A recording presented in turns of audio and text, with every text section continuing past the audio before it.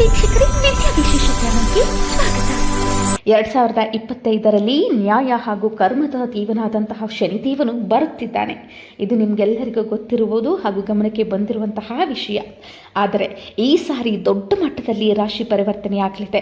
ಇದರಿಂದಾಗಿ ಜನರ ಪ್ರತಿಯೊಬ್ಬರ ಜೀವನದಲ್ಲಿ ಧ್ಯೇಯ ಅಥವಾ ಉದ್ದೇಶಗಳು ಬದಲಾಗಲಿವೆ. ಸಾಡೆ ಸಾತಿಯ ಚರಣಗಳೂ ಕೂಡ ಬದಲಾಗಲಿವೆ. ಪ್ರತಿಯೊಂದು ರಾಶಿಯ ಮೇಲೆ ಶನಿ ಪರಮಾತ್ಮನ ಪ್ರಭಾವ ಬೀಳಲಿದೆ. ಅದರಲ್ಲಿ ಕೆಲವೊಂದು ರಾಶಿಯವರಿಗೆ ಪರಿಶ್ರಮದ ಸಮಯ ಇರಲಿದೆ, ಇನ್ನು ಕೆಲವು ರಾಶಿಯವರಿಗೆ ತುಂಬಾ ಉತ್ತಮವಾಗಿರಲಿದೆ.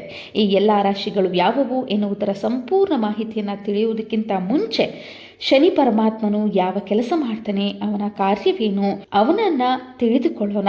ಸಾಡೆ ಸಾತಿಯ ಅರ್ಥವೇನು, ಇದೆಲ್ಲದರ ಬಗ್ಗೆ ನಾವು ಮೊದಲು ತಿಳಿದುಕೊಳ್ಳೋಣ.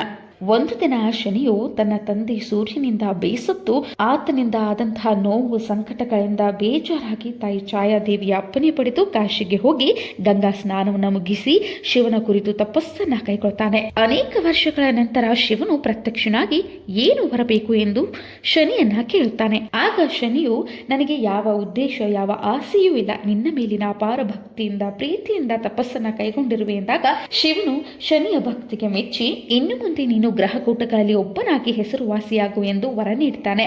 ಆಗ ಶಿವನನ್ನು ಬಿಡದೆ ಹಿಂಬಾಲಿಸಿ ಶನಿಯು ಕೈಲಾಸಕ್ಕೆ ಹೋಗ್ತಾನೆ. ಆಗ ಶಿವನು, ನೀನು ಇಲ್ಲಿಯವರೆಗೆ ನನ್ನನ್ನು ಭೇಟಿ ಹಾಕಲು ಬಂದ ಕಾರಣ ಎಂದು ಕೇಳಿದಾಗ ಶನಿಯು, ಹೇ ಶಿವ, ಹೇ ಪರಮಾತ್ಮ, ನಾನು ಗ್ರಹಗಳಲ್ಲಿ ಒಬ್ಬನಾಗು ಎಂದು ಹೊರಕೊಟ್ಟೆ, ಆದರೆ ನನ್ನ ಕರ್ತವ್ಯಗಳೇನು ಎಂದು ನೀನು ತಿಳಿಸಲಿಲ್ಲ ಎಂದಾಗ ಶಿವನು ಹೇಳ್ತಾನೆ, ನೀನು ಕೂಡ ಪ್ರತಿ ಗ್ರಹಗಳಂತೆ ಈ ಜಗತ್ತಿನಲ್ಲಿ ಜನಿಸಿದ ಪ್ರತಿಯೊಬ್ಬರೂ ಸತ್ಯ ನಿಷ್ಠೆ ಧರ್ಮದಿಂದ ಬಾಳುವಂತೆ ಮಾಡಿ ಜನ್ಮ ಜನ್ಮಾಂತರದಿಂದ ಮಾಡಿದ ಪಾಪ ಕರ್ಮಗಳಿಂದ ಅವರು ಮಾಡಿದಂತಹ ಪಾಪ ಕರ್ಮಗಳಿಗೆ ತಕ್ಕಂತೆ ಶಿಕ್ಷೆ ಕೊಟ್ಟು ತಿದ್ದಿ ನಡೆಸು. ಅದೇ ರೀತಿ ಜನ್ಮ ಜನ್ಮಾಂತರಗಳಲ್ಲಿ ಮಾಡಿದ ಪುಣ್ಯ ಕರ್ಮಗಳಿಗೆ ತಕ್ಕಂತೆ ಅವರಿಗೆ ಸಕಲ ಸೌಭಾಗ್ಯ ಐಶ್ವರ್ಯಗಳನ್ನು ಕೊಟ್ಟು ಕಾಪಾಡು ಎಂದು ಶನಿದೇವನಿಗೆ ಶಿವನು ಅವನ ಕರ್ತವ್ಯವನ್ನ ತಿಳಿಸಿಕೊಡ್ತಾನೆ. ಆಗ ಶನಿದೇವ, ಕೇವಲ ಮಾನವರಿಗೆ ಮಾತ್ರನಾ ಅಥವಾ ದೇವತೆಗಳಿಗೂ ಕೂಡ ನನ್ನ ಫಲ ಗೋಚಾರವಾಗಬೇಕಾ ಎಂದು ಕೇಳಿದಾಗ ಶಿವನು, ಈ ಕರ್ಮಫಲ ತ್ರಿಮೂರ್ತಿಗಳಿಗೂ ಬಿಟ್ಟಿದ್ದಲ್ಲ, ಅವರವರ ಕರ್ಮಫಲದಂತೆ ದೇವಾನುದೇವತೆಗಳು ಅನುಭವಿಸಲೇಬೇಕು ಎಂದು ಹೇಳಿದ. ನಾನು ಶುಭ ಅಶುಭ ಫಲಗಳನ್ನು ಶ್ರೀ ಸಾಮಾನ್ಯರಾಗಲಿ ದೇವತೆಗಳಿಗಾಗಲಿ ನೀಡುವಾಗ ನನಗೆ ನಿಮ್ಮಿಂದ ಏನಾದರೂ ಅಡ್ಡಿಯಾಗುವುದೇ ಎಂದು ಶಿವನನ್ನು ಕೇಳಿದಾಗ ಶಿವನು, ಖಂಡಿತವಾಗಿಯೂ ಇಲ್ಲ, ನಾವು ಅಂದರೆ ತ್ರಿಮೂರ್ತಿಗಳು ಸೃಷ್ಟಿಯ ನಿಯಮದ ವಿರುದ್ಧ ನಡೆಯುವುದಿಲ್ಲ, ಅವರ ಕರ್ಮ ಧರ್ಮ ಅವರು ಅನುಭವಿಸಲೇಬೇಕು, ಯಾರಿಂದಲೂ ತಪ್ಪಿಸಲು ಸಾಧ್ಯವಿಲ್ಲವೆಂದು ಎನ್ನುತ್ತಾನೆ. ಈ ರೀತಿಯಾಗಿ ಶನಿರಾಜನು ಶಿವನಿಂದ ಪಡೆದ ವರದಿಂದ ಒಂದು ಗ್ರಹವಾಗಿ ನಿಷ್ಪಕ್ಷಪಾತದಿಂದ ತ್ರಿಲೋಕದಲ್ಲಿರುವ ಪ್ರತಿಯೊಬ್ಬ ಜೀವಿಯ ಮೇಲೆಯೂ ತನ್ನ ಕಾರ್ಯವನ್ನ ಮುಂದುವರಿಸುತ್ತಿದ್ದಾನೆ. ಹಾಗಾಗಿ ಧರ್ಮ ನಿಷ್ಠೆ ಹಾಗೂ ಕರ್ಮದ ದೇವನಾದಂತಹ ಶನಿಯು 2025ರಲ್ಲಿ ಮೇಷರಾಶಿಯಿಂದ ಹಿಡಿದು ಮೀನರಾಶಿಯವರೆಗೂ ತನ್ನ ಪ್ರಭಾವವನ್ನ ಬೀರಲಿದ್ದಾನೆ. ಇನ್ನು ಶನಿದೇವನು 7.5 ವರ್ಷಗಳಲ್ಲಿ 3 ಚರಣಗಳಲ್ಲಿ ಪ್ರತಿಯೊಂದು ರಾಶಿಗಳ ಮೇಲೆ ಪ್ರಭಾವವನ್ನ ತನ್ನ ದೃಷ್ಟಿಯನ್ನ ಬೀರ್ತಾನೆ. ಶನಿರಾಜನು ಪ್ರಸ್ತುತ 11ನೇ ರಾಶಿಯಾದಂತಹ ಕುಂಭರಾಶಿಯಲ್ಲಿ ಕುಳಿತಿದ್ದಾನೆ. ಮಾರ್ಚ್ 29ರ ನಂತರ ಶನಿದೇವನು ತನ್ನ ಸ್ಥಾನವನ್ನ ಬದಲಿಸಲಿದ್ದಾನೆ ಮತ್ತು ಮೀನರಾಶಿಯಲ್ಲಿ ಪ್ರವೇಶವನ್ನು ಪಡೆಯುವನು. ಇದರಿಂದಾಗಿ ಪ್ರತಿಯೊಂದು ರಾಶಿಯ ಮೇಲೆ ಶನಿಯ ದೃಷ್ಟಿ ಬೀಳಲಿದೆ. ಹಾಗಾಗಿ ಕರ್ಕ ರಾಶಿಯವರ ಫಲಾನುಫಲ ಹೇಗಿದೆ ಎಂದು ನಾವು ಇಲ್ಲಿ ಗಮನಿಸುವುದಾದರೆ, ಈಗಾಗಲೇ ನಿಮ್ಮ ರಾಶಿಯಲ್ಲಿ ಶನಿಯ ಪ್ರಭಾವ ನಡೆದಿರುವುದರಿಂದ ನೀವು ತುಂಬಾ ಮಾನಸಿಕವಾಗಿ ಕುಗ್ಗಿದ್ದೀರಿ, ಎಮೋಷನಲ್ ಆಗಿದ್ರಿ.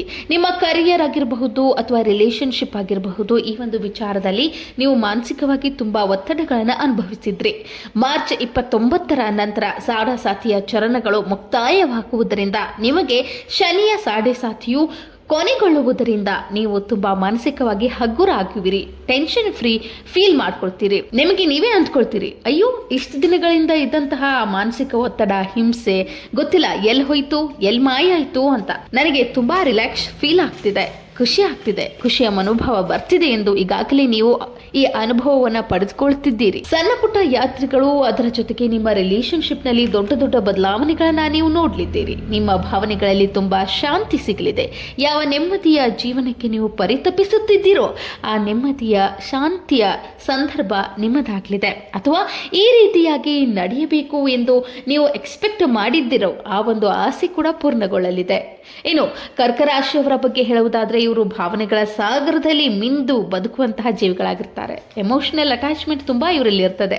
ಈ ರಾಶಿಯವರಿಗೆ 9ನೇ ಮನೆಯಲ್ಲಿ ಶನಿ ಪ್ರವೇಶವಾಗುವುದರಿಂದ ಇದು ದೂರದ ಪ್ರಯಾಣವನ್ನು ಸೂಚಿಸ್ತದೆ. ವಿದ್ಯಾರ್ಥಿಗಳ ಓದಿನ ಜೀವನವನ್ನು ಇದು ತಿಳಿಸುವಂತಹದ್ದು. ವಿದ್ಯಾರ್ಥಿಗಳ ಓದು ಕೂಡ ಚೆನ್ನಾಗಿರಲಿದೆ.